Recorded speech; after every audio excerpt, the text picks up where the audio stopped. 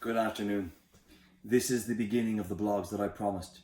This is where I'm going to help you to become more au fait with your own body, its own functionality, and how to optimize your health within the capacity of the things that I do every single day and that I would like to share with you so that you can do them as well. In this particular period whereby we have this self-isolation, social distancing, we are finding ourselves with some of the freedoms that we're accustomed to being slightly scuppered. Well, you see, we can do this differently. We can start to explore a whole new set of freedoms, and those freedoms are the freedoms that are within. The capacity for our body to be at its best so that we can move better, we can feel better, and we can function better. Now, the benefit of this is that I'm going to show you literally how every single part of your body is always aware of what every other single part of your body is doing all of the time. Our objective is to create a pattern of movements for you or a pattern of exercises for you.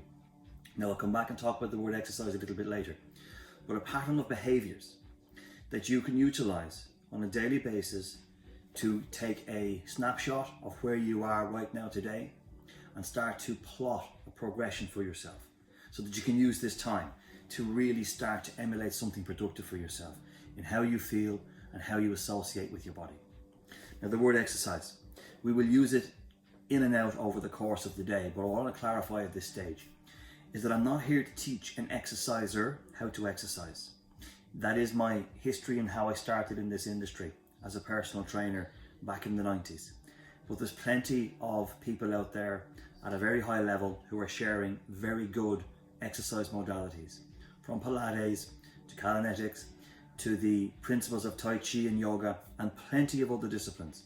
And they're out there being shared on their sites for you to seek out if that's what you require.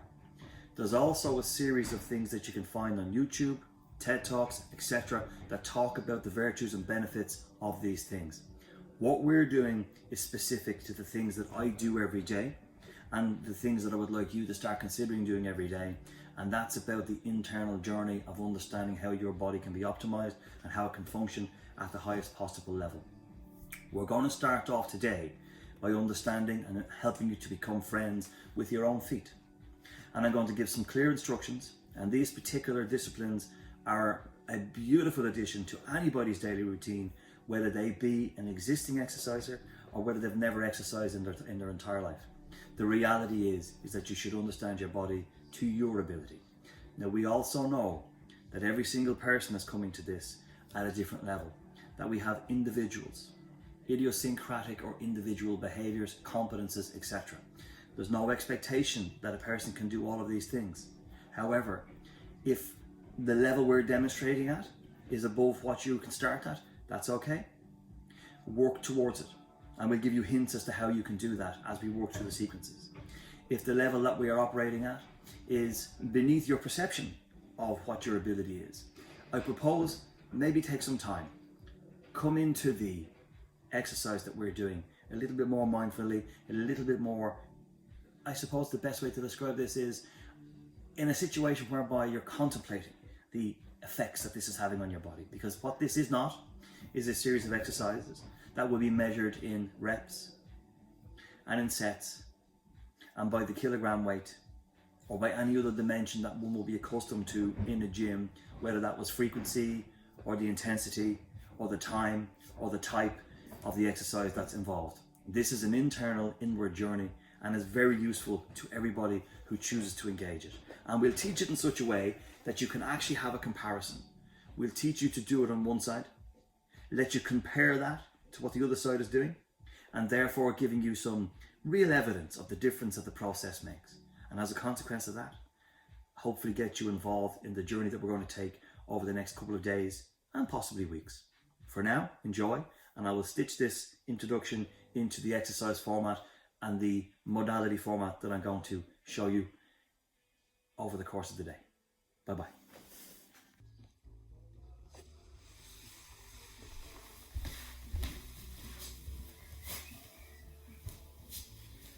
Good afternoon. This is the first of our foot exercises as promised.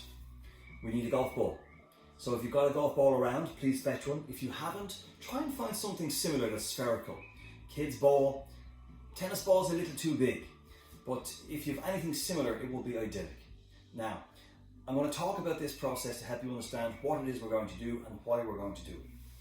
I said earlier on that every part of your body is aware of what every other part of your body is doing. So by helping the foot to do its job better, we are helping the body to do its job better. Now, we've got to talk about how we're going to use this and how we're going to use the chair that we're sitting on. I'm going to turn sideways initially to explain to you what the seating position should be like and what the variations are for you at the different levels that you may be at. When I turn sideways and I'm sitting right back into the chair, you can see that I'm not making any contact with the floor. As I move closer to the edge of the chair, my feet start to come in contact with the floor, which means there's more weight transmitting down through my leg into the floor. And as I move right to the edge, I almost have all of the weight of my leg now pushing into the floor. Now what must be clear is this golf ball is going under my foot soon. I will not be pushing down with my foot and I will not be rolling. And the reason being is that those two activities encourage muscle engagement in the leg, which increases tension. And we don't want tension meeting a hard surface like this. What we want is for the body to be completely relaxed, completely passive, and that gives us the best opportunity. I'm going to start off by positioning this golf ball on the floor in front of me and then start to describe what it is that I'm doing so that you can have a go of this yourself and get all of the benefits of this particular exercise. If you have a slippy floor, like a tiled floor, it would probably serve you well to take a piece of kitchen paper, lay it on the floor so that the golf ball doesn't slip. If you're new to this exercise and you find the golf balls uncomfortable, or you have a pre-existing foot condition, the likes of plantar fasciitis, or something that hasn't been named, well then you might want to take another piece of kitchen paper, fold it in half again, lay it on top of the golf ball, and that will just soften the experience for you while you work your way into the exercise. The exercise is simple. We place the golf ball on the floor. We take our leg, which is roughly 90 degrees of the leg. So for that to happen on a bench like this, I have to move closer to the edge. Most couches, most people's living room chairs are lower than this bench, but I wanted to give you an elevated viewing position so you could see what I'm talking about. Now, in this position, my leg is completely relaxed. But what position should the golf ball be under the foot? I have an image here for you that I will send to you later as well, so it's very clear. But for now, you should be able to see that we have a picture of a foot with a green ring around the foot. That ring goes in front of the heel, but behind the ball of the foot. And that's where the golf ball is going to go, anywhere inside of that specific hoop that we have on that image. The blue is for later. When you get to a situation whereby you feel that you've really mastered and are very comfortable with the golf ball inside of that green ring, then you can move the golf ball up between the toes to allow the toes to separate. But for now, let's just function with the green. If anybody's at the blue stage, talk to me in the comments and I'll direct you to that. We will hold the golf ball in this position under a relaxed leg, under a relaxed foot for about 3 minutes. And I'm going to do three 3-minute sections. 3 minutes in this position, 3 minutes in a different position on the same foot inside the green ring, and one more 3-minute section. Now, while we're waiting for that time to elapse, it's nice for you to understand that as I lean forward, I increase the pressure on the foot. As I lean back, I decrease the pressure on the foot. And this is the second way for you to measure the weight transference down into the foot, other than the position of you at the side of the chair. If you feel that your foot is in an advanced position from the point of view of its functionality, you'd like some more from this, rest your hands on top of your legs. Or reach forward and let your body weight just fall gently onto your thigh. And that increases the dynamic nature of this exercise a little bit more. We've just come up to around a successful transition period. We'll imagine it's 3 minutes. I move the golf ball to a different position. And once again, I'm now ready to engage the second 3-minute section. What I'd like you to know is that I've started on my right leg. Now, if I do this on my right leg, 3 3-minute sections, I will start the activity tomorrow on my left leg. So that is a simple situation, I should say, where you start on the right and you do 3 3-minute sections. Then you're going to have a walk around for a minute for comparisons. I'll talk about that in a moment's time. And then you go on to the left. And tomorrow, you will start on the left, do 3 3-minute sections. You will have a minute walk around, and then you will finish on the right. Always varying and always noting the position that you started in. This is why it's very prudent with the activities and the modalities that I'm going to share with you, that you keep a notebook of some description to do two things for yourself. One, to denote what you've done, because this will expand into quite an array of different types of activities and modalities for you, that you will be able to become prescriptive for yourself and pick and choose the ones that you think you might like on a particular day.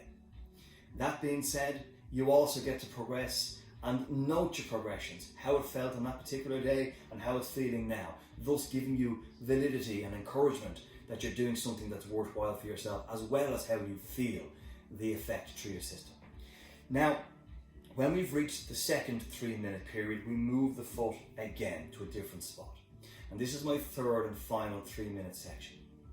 Now, the objective here is to get up after this 3-minute section and have a walk around the room with the head in a normal position and just simply experience what the foot is like comparative to the foot that you haven't done. Now, this is why we don't get 2 golf balls and do it at the same time. Your nervous system is very clever. Your nervous system will tune into the differences that this activity makes, and of course your nervous system will always choose the best available option for you. But if it doesn't know the option is there, it cannot. So in this instance, it serves you better to do one side, 3 3-minute sections, have a minute walk around, compare it for yourself, compare it for your nervous system's benefit, and then come back and sit into the chair and do the opposite side, whatever side that is on the day. And of course, that will also be 3 3-minute sections. Now, once you've concluded your activity, it's very important then to have a final walk around, thus comparing both feet. But at this stage, you should be able to compare the fact that not only is your feet feeling looser, but there's a very positive effect on your knees. There's a very positive effect on your pelvis and your hips, and right up through the body. In fact, some of you will be able to feel. The point is, every part of your body is always aware of what every other part of your body is capable of doing, feeling, and sensing. Therefore, optimize the feet as the beginning of this process, and you will be creating a beautiful preparation for any activity that you choose to do. This is a wonderful way to start to walk. This is a wonderful way to start any activity that you choose to do, whether that be a cycle or a Pilates class or a body pump or all the things that are out there that you do that involve your feet. Think about that. That's pretty much everything. This is a great way to start.